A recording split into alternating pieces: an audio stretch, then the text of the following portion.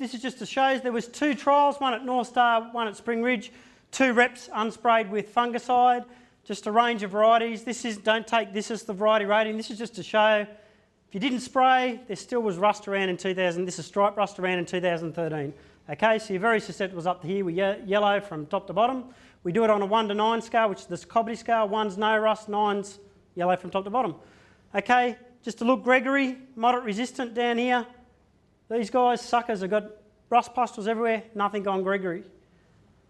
I've got Spitfire here, we didn't get anything on the Spring Ridge site. We've got a very low level on Spitfire at the North Star site, and I've got a star above it here for a reason. Who's had problems with stripe rust in Spitfire? No one? Okay. Yeah.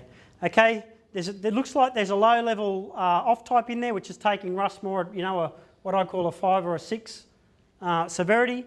So somewhere around 5%, so that was the star. So when you looked into those plots, it wasn't a hot spot, it was a hot plant. You actually go onto the base, pull the tillers up, you could see it was all that one plant that had the rust, the other ones around it which were true Spitfire refined. So there is a low level there. Okay, so talking to Will Cuddy at the Rust Lab at Cobbity. Okay, there is no pathotype change for virulence to YR29. So this is the gene, the only named gene in Spitfire, okay? They've got what they call a nil set, so they've got these varieties where they know the only gene in it is YR29. They've taken everything that's come off commercially off Spitfire, put it on this variety that's relying solely on YR29. It has not fallen over. So there is no pathotype change which has taken out the resistance gene in Spitfire. So it looks like it is just a low-level contaminant of a more susceptible, okay? So that's the situation there. They can say that with utmost confidence. There might be some issues with a minor APR gene in temperatures which they're looking into. Also just to say, so certainly the dominant pathotype was that WA-YR17 pathotype, the one that caused the problem in Crusader and those things. The other one we've been worried about is the YR17, which is combined virulence for 27, which is mainly causing a problem in Livingston. Just to show it has spread. These are the red dots you can't see so well. So it's certain spread, and you can consider it now spread up into Queensland too. So if you're growing Livingston, the other one's Marinda, if you're growing those, then just you need to manage it as if this might be around. Okay, so that's spread. So what happens when you get a pathotype change? It usually starts south, it takes a while to spread up. We saw that with the YR17. So Crusader in Queensland, they got away with it for a couple of years and they thought their Crusader was still resistant. It wasn't until this YR17 pathotype, which takes out the major gene in Crusader, spread into Queensland. 2010, they were spraying all their Crusader crops. It wasn't that it suddenly become more susceptible, it's that pathotype, the fungus had changed and moved up there.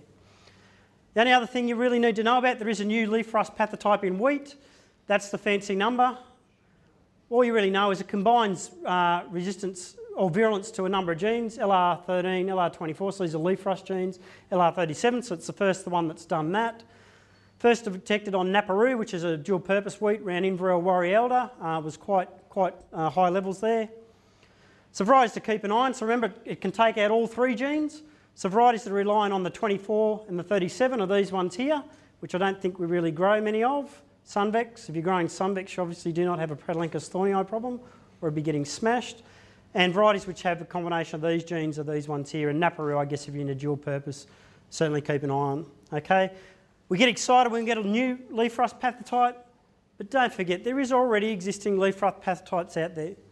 Okay, and this is their current ratings to. So this new one will still take these out. This is their current ratings to the existing pathotypes. Just want to draw your attention. So we did see some leaf rust on Spitfire last year. I know Impala, so any guys that are getting excited about Impala, you're going to have to keep an eye out for leaf rust.